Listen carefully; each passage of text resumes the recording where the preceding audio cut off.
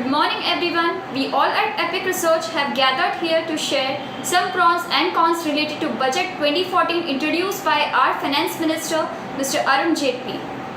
The key areas of the Finance Department is rural infrastructure, agriculture infrastructure, urban organization, manufacturing, education, tourism, banking and finance, as well as FDIs, foreign direct investments.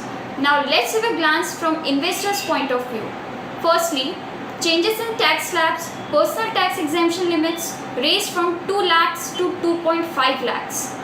Good schemes for girl child, Beti Bachao, Beti Padhao, boosting consumptions. Now how boosting consumptions? By increasing disposable incomes in the hands of consumers. 3.2 tax benefits, 2.5 lakh to 5 lakh it's 10%, 5 lakh to 10 lakh it's 20%, about 10 lakh it's 30%. Seems good for senior citizens as well. Above 60 years up to 3 lakhs no tax. Super senior citizens above 80 years up to 5 lakh no tax. FDIs, liberal tax regime for foreign investors. Now what the budget shows about modifying life. Firstly, 500 crores for making available internet facilities in villages. 3600 crores for safe drinking water. Free drug diagnosis to ensure health. Sector has also been focused by ensuring 24/7 power supplies to the farmers. Irrigation schemes to cut down dependencies on monsoon. Now Arun Jaitley has also introduced about the business building smart India. That is 37,850 crores for road development, 200 crores for statue monuments. Now we can say that our finance minister has not been taken any big decision but little many small decisions. Overall, our budget is not a big bang budget but tones positive. Infrastructure. Infrastructure is the backbone of any country, and we believe government has left no stones unturned to bring it back to life. Government plans to invest rupees 2.1 trillion for the infrastructure development, and we believe is a big boost to the economy. The much awaited projects will get clearance and economy will be back on track. People will have access to world-class facilities. We believe robust infrastructure growth is a good bet on the infrastructure stock and cement companies for long term. Metals and mining. Increase in the import duty on coal to 2.5% will increase the cost of production for the manufacturing firms, with additional burden of increase in the railway freight will push the coal prices up by 50 to 100 rupees per ton. Increase in the import duty of stainless steel to 7.5% will help the domestic players to increase their revenue, and it will surely help steel sector generate huge profits. While for importers, it will be a costly by around 55,000 rupees per ton.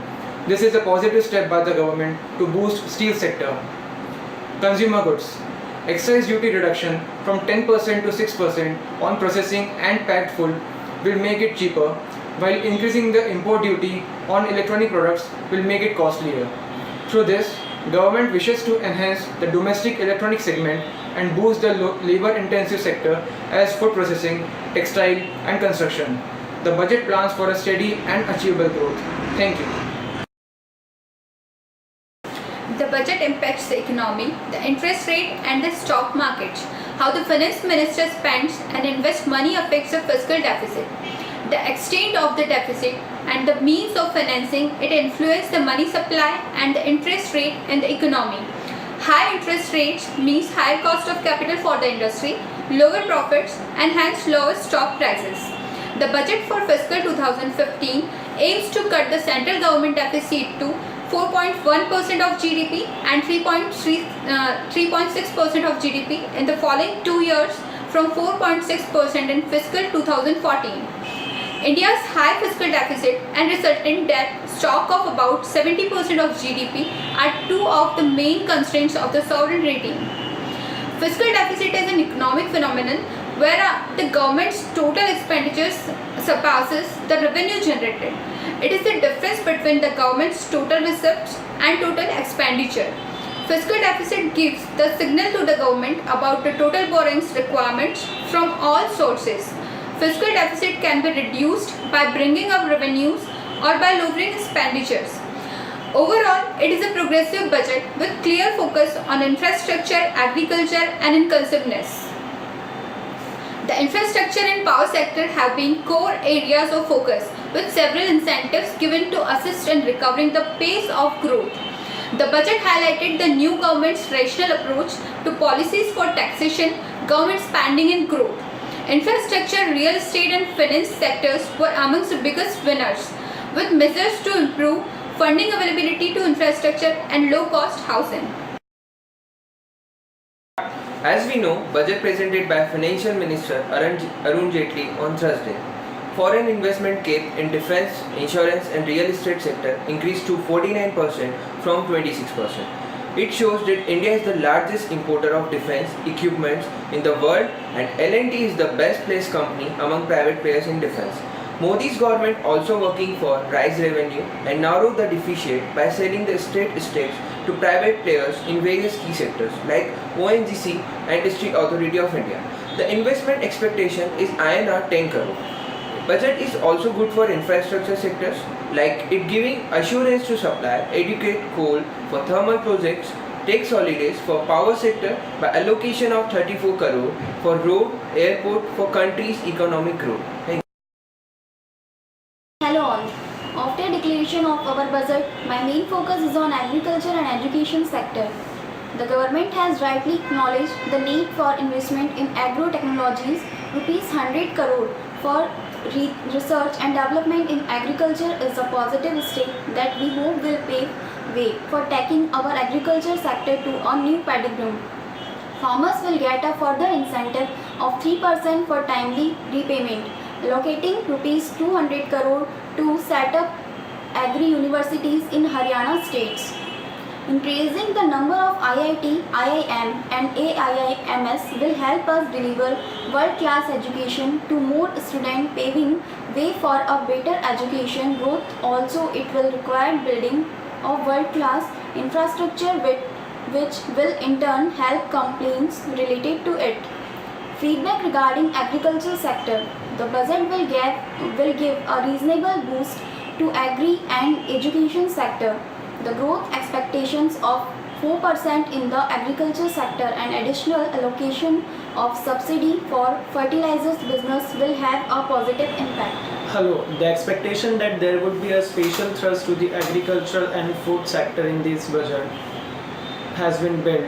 The budget has given a reasonable boost to the agri sector. The growth expectation of 4% in the sector and additional allocation of subsidy for the fertilizers business will have a definitive positive impact. Efforts to remove inefficiency and anomalies in the underlying physical market is a big positive for the future market. Here are the top measures and their impact. Rupees 5,000 crore warehouses infrastructure fund, longer shelf to life to produce will cut losses from lack of storage facility. Rupees 1,000 crore creation of irrigation facility for rain-fed farmer will reduce dependence on monsoon. Rupees 500 crore price stabilization fund, volatility in plus, price of commodities such as vegetable will come down, continuation of interest subvention. Farmer who make a timely repayments against short-term loans will continue to get a credit of 4%. Bank credit target hike to rupees 8 lakh crore, quantum of credit flow to farmer will increase. Rupees 5,000 crore long-term rural credit fund, long-term agricultural credit to get a boost, leading to an infrastructural asset creation. This will reduce the cost as well as boost more production reduction in excise duty on food. Processing machineries is welcome. Industry has specifically suggested treating process for food product at par with agri produce with nil rate of excise duty. Same has not found any favor in this budget. This would only lead to inflation. With monsoon reports still not favorable, the government has made a few notable decisions which would have a long-term beneficial impact on agri sector.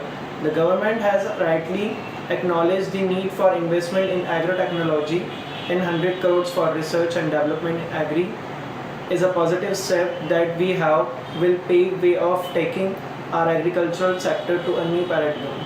Overall, it's a good initiative on part of government. Allocation reflect the government is addressing the issue in the agri market. This is emphasis on scientific infrastructure. Thank you. Fiscal consolidation is the main target as budget doesn't have much announcement for each and every sector, but it has focused on giving. Total expenditure at 1794892 crore versus the revenue of 1650981. Fiscal deficit at 4.7% actual, while target is 4.1% in 2015. 2016 target is 3.6% and 2017 target is 3%. Revenue deficit at 2.9% of GDP. FDI in defense will help players like BEL as well as L&T, but also foreign investment. Insurance will help people cover more volumes across India with more than 40 and public and private companies in India. The union budget focused on improving economic activities in a long term. Focus is on current account deficit which is at 4.7% and to reduce it. The government has raised tax slab from 2 to 2.5 lakh, which is minor move to help citizens along with senior citizens. Tax slab from 3 to 3.5 as well. The growth projection of GDP is from 5.3% to 5.9, which is moderate in present scenario.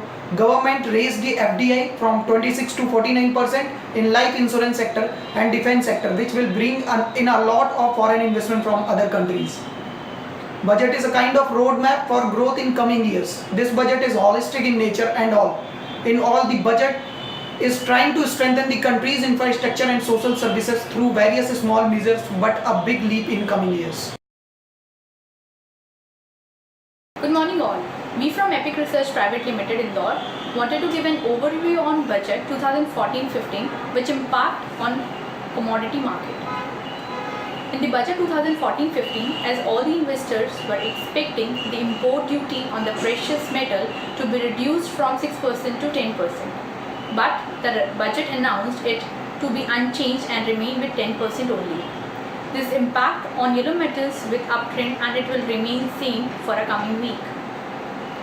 For agriculture market impact, government has announced to provide 1000 crore for the agricultural development in all over the India, which will highly impact on the prices of all the agri commodity in coming week.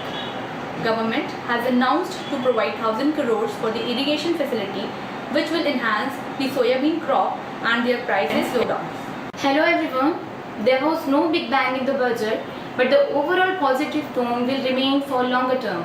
Banks will be encouraged to give long-term funds and loans to the infrastructure sector. Here we are having some recommendations what Epic have analyzed.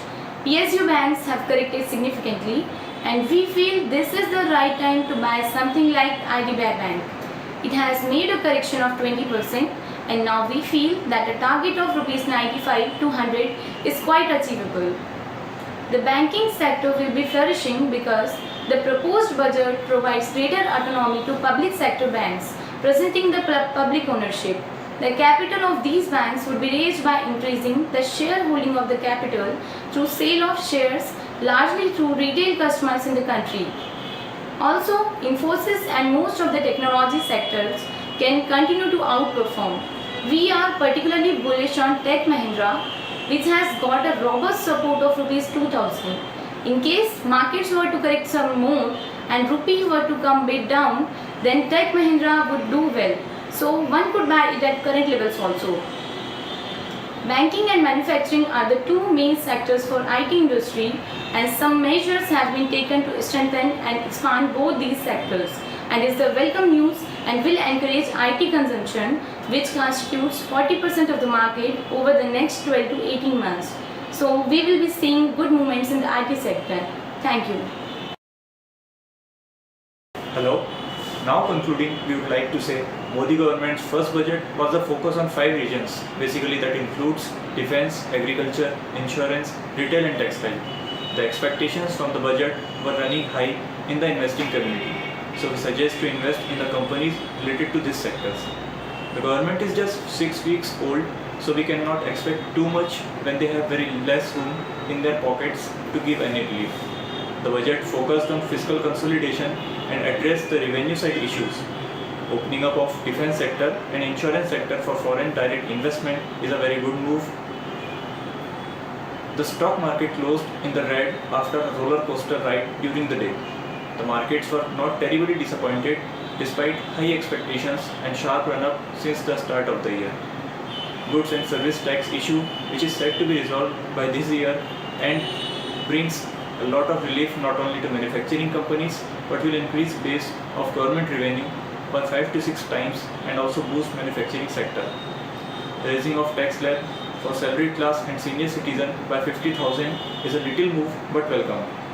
The finance minister also proposed a single demat account to be used for investing for stocks, commodities and insurance. Also, with stock market sentiment improving dramatically over the last few months, many companies have been raising capital through sell of shares. To remove tax arbitrage, budget stated rate of tax on long-term capital gains increased from 10% to 20% on transfers of units of mutual funds rather than equity-oriented funds. For the workers in the organized sector, the threshold for employees' provident fund has been increased from income of Rs 6,500 to Rs 15,000. Finally, public sector banks were allowed to sell their shares for retail investors. According to us, the best of the market is yet to become. We are in the middle of the market of a very big bull market. But for these returns to get repeated, we require time and patience. We will have to be invested for a period of maybe 2-3 years for us to make supernormal returns. We suggest gold import duty should be cut off. Currently, it is 10%. As the expectation from the budget is huge, though many of our problems can't be fixed in a year, this budget has to lay out the vision on the government for the nation. This is what Epic Research thinks about budget 2014 and 15. Thank you and happy trading.